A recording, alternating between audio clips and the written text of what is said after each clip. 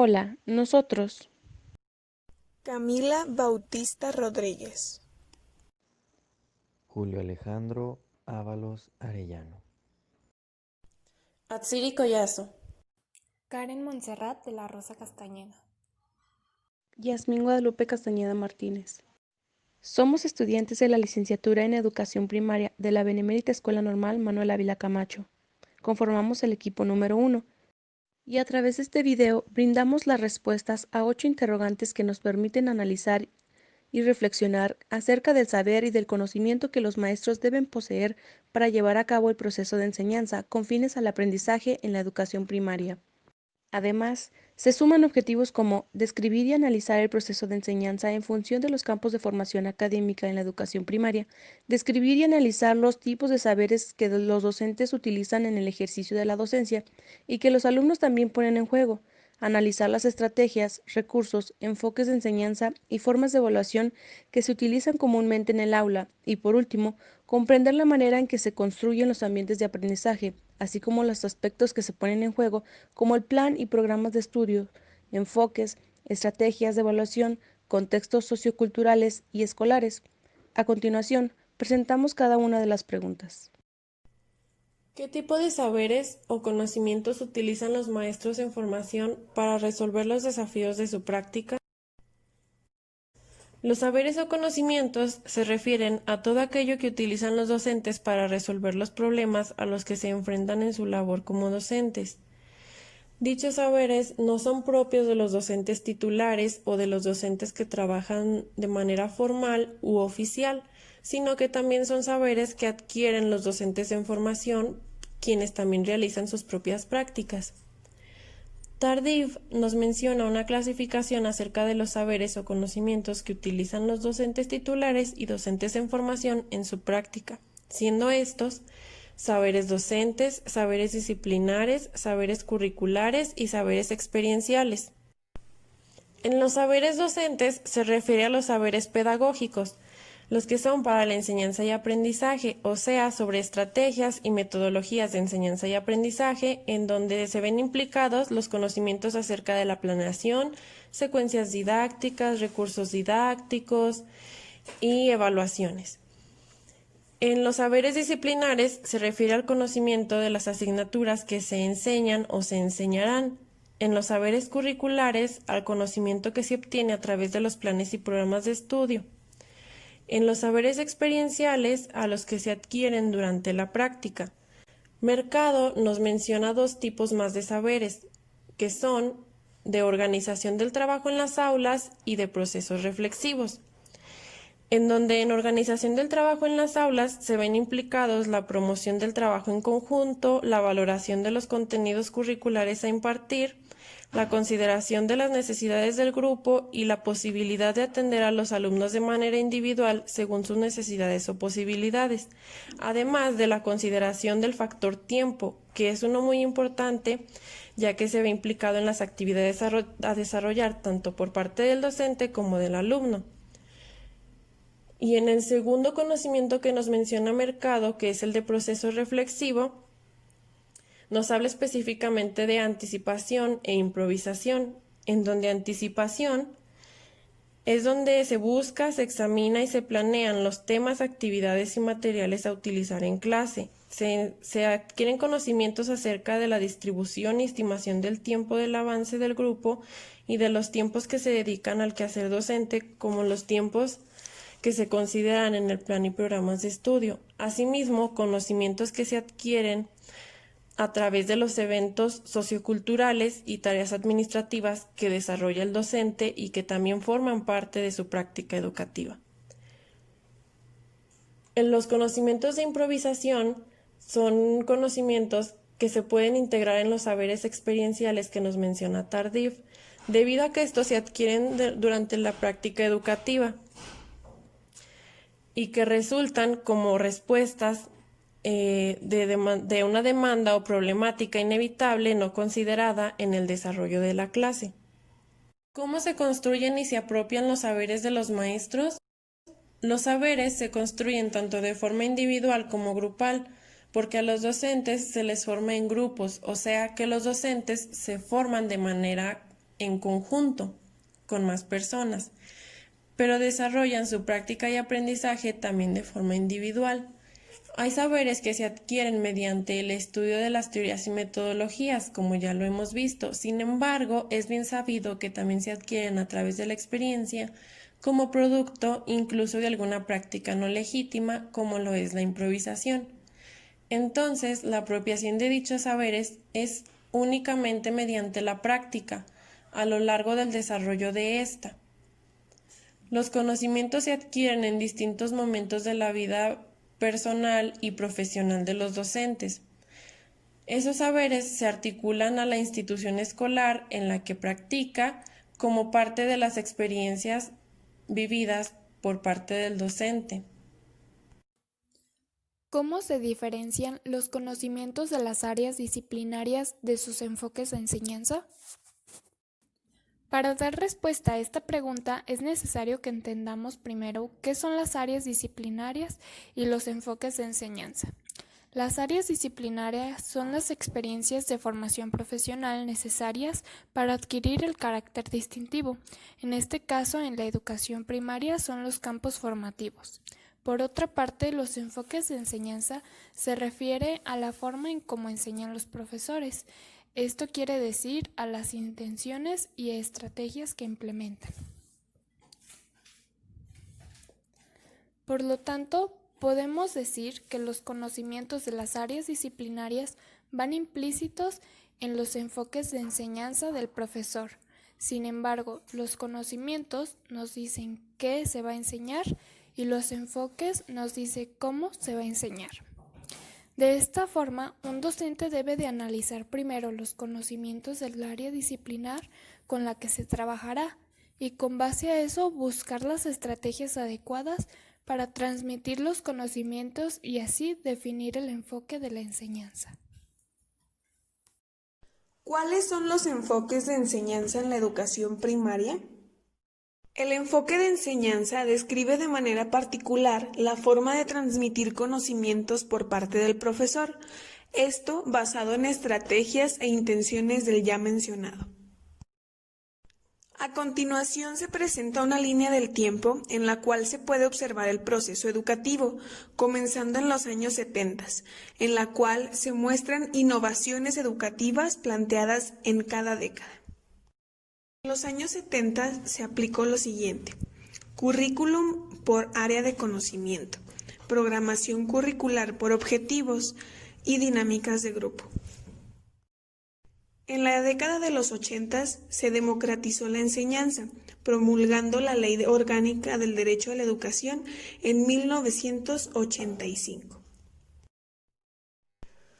En los 90 se enfocaron en la enseñanza desde la perspectiva constructivista y desarrollaron un currículum escolar, las habilidades cooperativas y la socialización. En el siglo XXI, los docentes han sido partícipes en la innovación de las etapas del sistema educativo, haciendo frente a posiciones clásicas centradas en el alumno y en el profesor.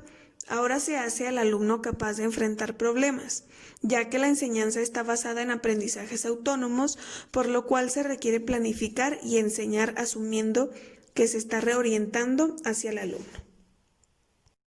Dos cuestiones que problematizan este nuevo modelo son: 1. No se puede afirmar que la competencia finalizó debido a que es un proceso gradual. 2. Por los indicadores de desempeño que se han establecido por su generalidad, hacen recordar el modelo de planificación por objetivos, siendo esto un retroceso a este enfoque por competencias. Un estudio arrojó un resultado de 5 enfoques, combinando 4 intenciones, comenzando con la transmisión de información. En ella, el profesor es el principal actor, se encarga de transmitir información, dando por hecho que el alumno aprende sin participar. 2.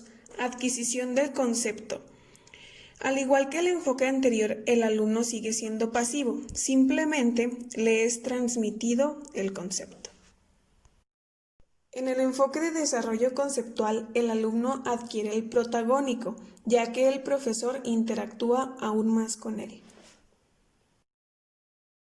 Por último, en el cambio conceptual, el profesor ayuda al actor principal, el alumno, a reconstruir sus conocimientos previos. ¿De qué manera los conocimientos se convierten en un referente para delimitar estilos de enseñanza? Primero veamos qué son los estilos de aprendizaje.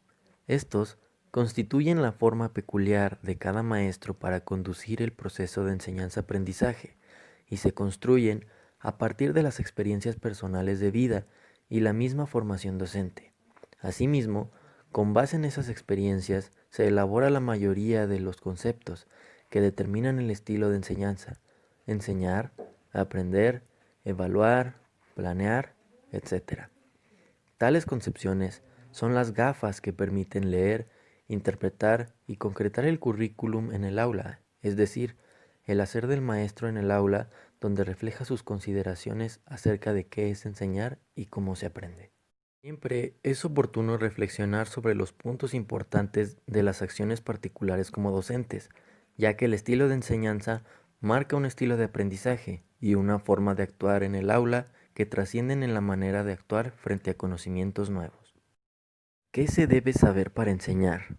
Para generar ambientes de aprendizaje, para la organización e interacción del grupo, para evaluar, así como para distribuir el tiempo, recursos y materiales en una clase. Para iniciar, se deben tener en cuenta los objetivos de enseñanza, es decir, qué se quiere que aprendan los alumnos y el tiempo que les puede llevar a hacerlo, además de la identificación de los conocimientos previos y de los temas de interés que tienen los alumnos.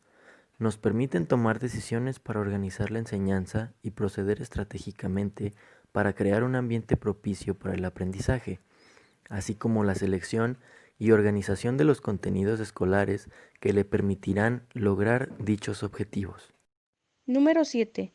¿Cuáles son los campos de formación académica en la educación primaria? Bien, tanto en el Plan de Estudios 2011 de Educación Básica como en el Plan de Estudios Aprendizajes Clave para la Educación Integral del 2017, los campos de formación académica en la educación primaria es un componente curricular de observancia nacional, el cual se encuentra organizado en 3 campos, los cuales son lenguaje y comunicación, pensamiento matemático y exploración y comprensión del mundo natural y social. Cada campo se organiza a su vez en asignaturas. Los 3 campos de formación académica aportan especialmente el desarrollo de la capacidad de aprender a aprender del alumno. El campo de formación de lenguaje y comunicación tiene la finalidad de fortalecer las habilidades comunicativas de los estudiantes a través del uso pleno del lenguaje oral y escrito. Este primer campo de formación académica incluye las asignaturas de lengua materna, español; lengua materna, lengua indígena; segunda lengua, lengua indígena; segunda lengua, español; y lengua extranjera, inglés. Dichas asignaturas son medulares en la adquisición y desarrollo de los conocimientos, actitudes y valores que permiten a los alumnos seguir aprendiendo a lo largo de su vida y afrontar los retos que implica una sociedad diversa y en continuo cambio. El campo formativo de pensamiento matemático fomenta el razonamiento lógico de los alumnos para que identifiquen y resuelvan problemas mediante la aplicación de procesos matemáticos.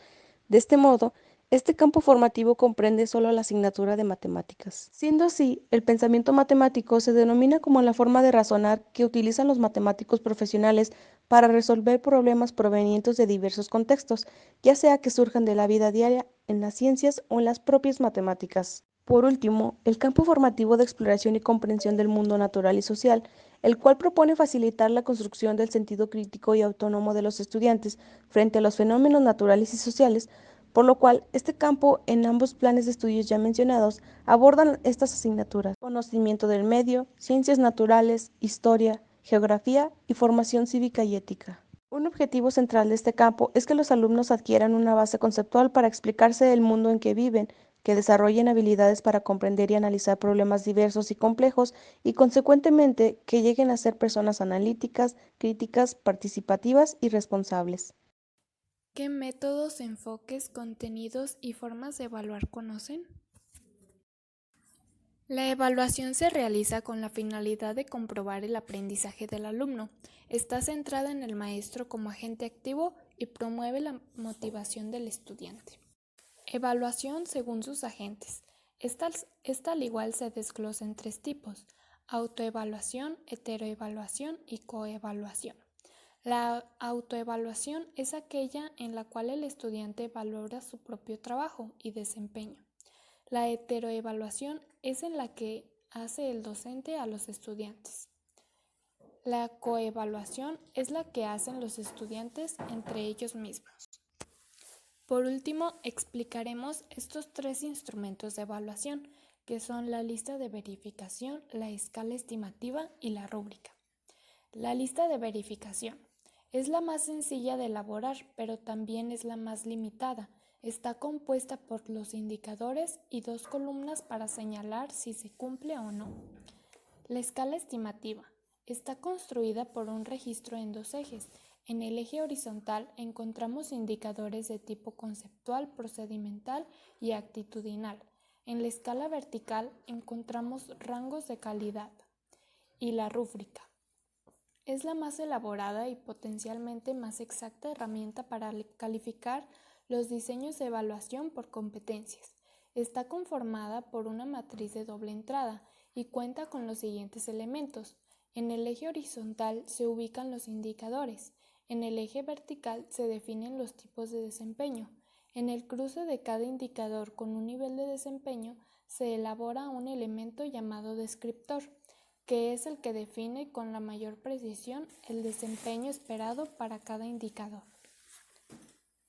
Tras el análisis de las preguntas, en equipo concluimos que el principal responsable del proceso de enseñanza es el docente, debido a que tiene la acción intencional sobre los estudiantes con el fin de educarlos y que adquieran el aprendizaje. Por ello, las relaciones entre el profesor, alumno y conocimiento se fortalecen cuando el primero, el docente, fortalece el desarrollo de sus funciones técnicas, didácticas y orientadoras, cuyas acciones permiten, consecuentemente, poseer suficientes conocimientos relativos al ejercicio de la docencia. En la enseñanza primaria, la cual tiene el fin principal de conducir al alumno hacia la aceptación a la vida social y del mundo a través de la integración en el medio físico y social, el docente es el dínamo que arrastra, entusiasma y contagia en la senda que lleva hacia la realización de los objetivos de enseñanza.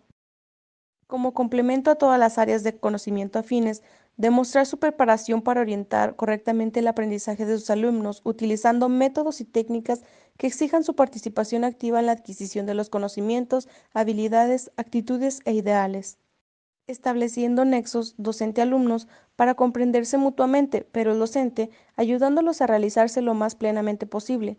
La definición de los saberes que un docente debe poseer y aplicar o poner en juego durante el proceso de enseñanza, así como las estrategias, recursos, enfoques y formas de planeación y evaluación, han ampliado nuestras perspectivas y metas a alcanzar como docentes en formación, comprometiéndonos a ser reflexivos y analíticos para cuando ejerzamos la práctica docente.